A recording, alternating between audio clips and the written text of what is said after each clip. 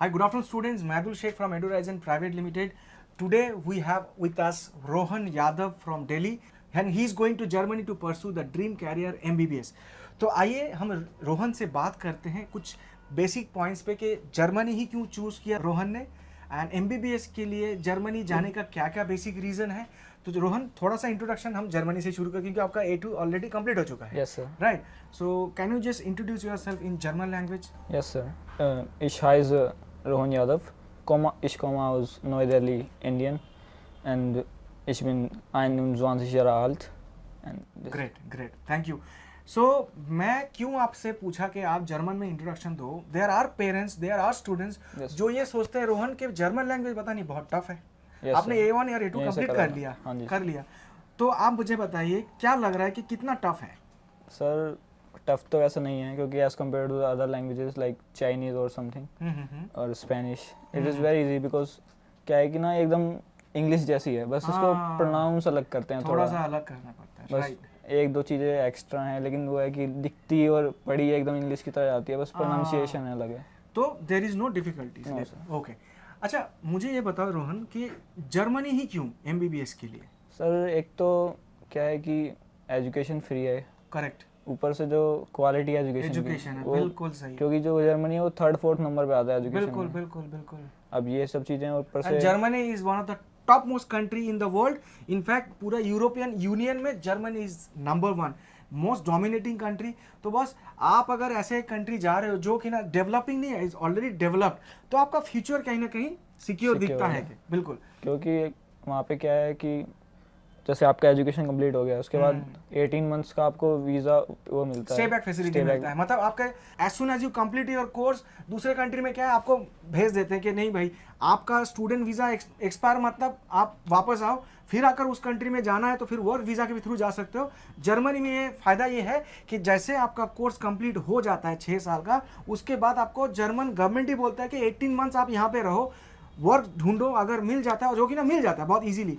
ठीक है ना. एंड जर्मनी में दोस्तों एमबीबीएस कंप्लीट करने के बाद the minimum starting salary starts from 3,500 to 4,000 euro, which is अगर आप इंडियन रुपीज में अगर बताए 3 से 4 लाख रुपए, जो कि ना इंडिया में जो एमबीबीएस डॉक्टर हैं उनसे 5 से 6 गुना ज्यादा. जबकि आपने सुना होगा रोहन ने बोला कि education in Germany, I mean MBBS in Germany is totally free. और एक बात, जैसे कि आप एमबीबीएस कर रहे हो, during that time also you get work permit for 20 hours in a week, 80 hours in a month. और वहां पे अगर मिनिमम वेज देखा जाए तो 13 से 14 यूरो पर आवर. तो इसको अगर मल्टीप्लाई करोगे और उसको अगर आप इंडियन रुपीज में कन्वर्ट करोगे तो ऑलमोस्ट 80 से 90 टू 1 लाख तक पर मंथ कमा सकते हो, जो कि ना आपके लिए हेल्प हो जाएगा कि भाई मेरा रहने खाने का खर्चा प्लस वहां पे जो आपका ट्रांसपोर्ट का है, बिल्स है, फोन है. क्या Rohan, this is one of the reason? Yes sir. अच्छा, जर्मन में जैसे जर्मन लैंग्वेज में एमबीबीएस करना है, क्या लगता है कि आपका फ्यूचर प्रोस्पेक्ट के लिए जर्मनी में आप सेटल होना या आपके एमबीबीएस अगर जर्मन लैंग्वेज में सीखना है बहुत ज़्यादा टफ दिख रहा है आपको? जैसे आपने दोस्त भी आपके जा रहे हैं, उनका भी क्या रिकमेंडेशन है? अब ये बात तो है कि जब दूसरी लैंग्वेज में है, हमारी मदर टंग नहीं है, तो थोड़ी बहुत दिक्कत तो आ सकती है, लेकिन जब आप मास्टर कर लोगे, मतलब आपने B2 तक भी सीख लिया अच्छे से, क्योंकि वहाँ तक सारी चीज़ें मेन कवर हो जाती है लैंग्वेज की, ग्रामर चीज़ों मेन चीज़ होती है समझने के लिए, तो इतना ज़्यादा मुश्किल नहीं होगा अगर आप मास्टर कर लेते हैं. सही बात है, सही बात है.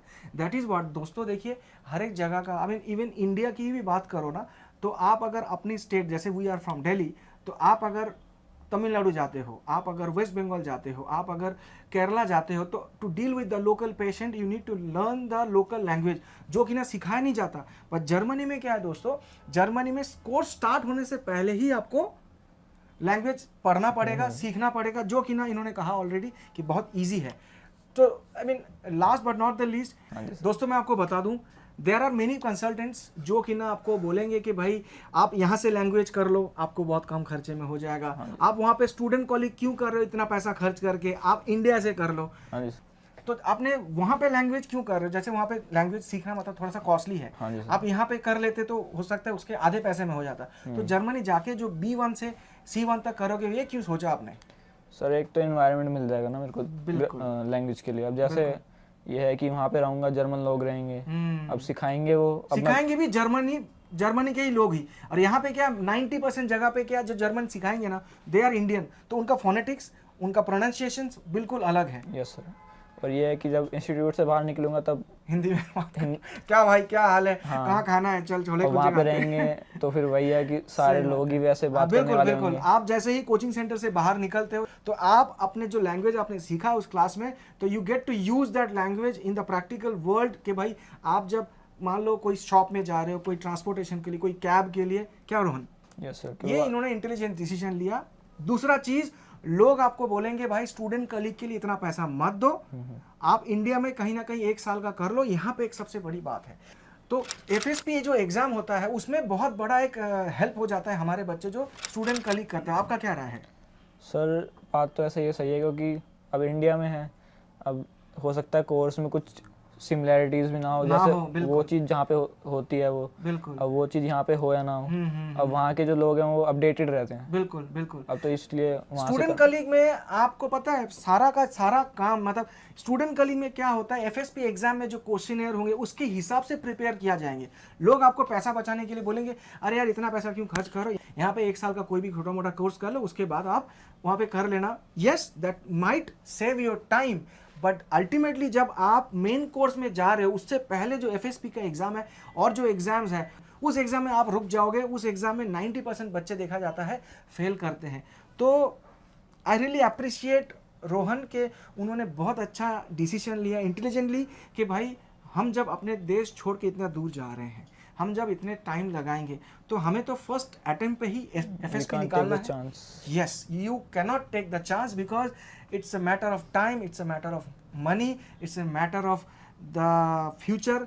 तो हम सिर्फ खर्चे के लिए नहीं, बहुत ज़्यादा खर्चा तो है नहीं, क्योंकि देखिए आप यही चीज़ अगर सब कुछ मिला के भी देखोगे इट इज़ अंडर 20 लाख। अगर हम ब्लॉक अकाउंट को भी देखें, करेक्ट, तो दोस्तों इतना कम खर्चे में तो आप कोई छोटे मोटे कंट्री में भी MBBS नहीं कर सकते।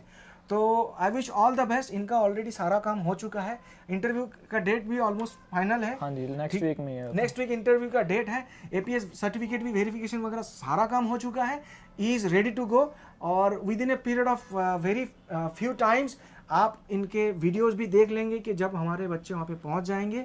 और वहाँ पे आपको बता दूँ दोस्तों, मैक्सिमम कंसल्टेंसी जो मार्केट में आपको भेजेंगे जर्मनी के लिए, बस यहाँ से आपको फ्लाई करके टाटा बाय बाय करके आप छोड़ देंगे। हमारे लिए क्या है, हम वहाँ पे एज आपने देखा होगा बाकी कंट्री में भी हमारा एंड टू एंड सपोर्ट रहता है। बच्चा पहुँचने के बाद उसका वहाँ पे रिसीव करना, उसका वहाँ पे हॉस्टल कैसे मिलेगा, वहाँ पे लोकल सपोर्ट के लिए हमारा ऑलरेडी बंदा है जो कि ना एक एंड टू एंड सपोर्ट चाहिए होता है। एक बच्चा एक नया कंट्री जा रहा है, the new people are there, new environment is there, he needs support at least for 3 to 4 months, and that support you will get from EduRizen only. So if you are looking for MBBS or any other course in Germany, call on this number and हमारे सारा video आपको मिल जाएगा। और अगर ये video अच्छा लगता है please like and subscribe our channel. And thank you Rohan, all the best बेटा, बहुत अच्छे से पढ़ाई करो, माँ बाप का नाम रोशन करो। Thank you sir.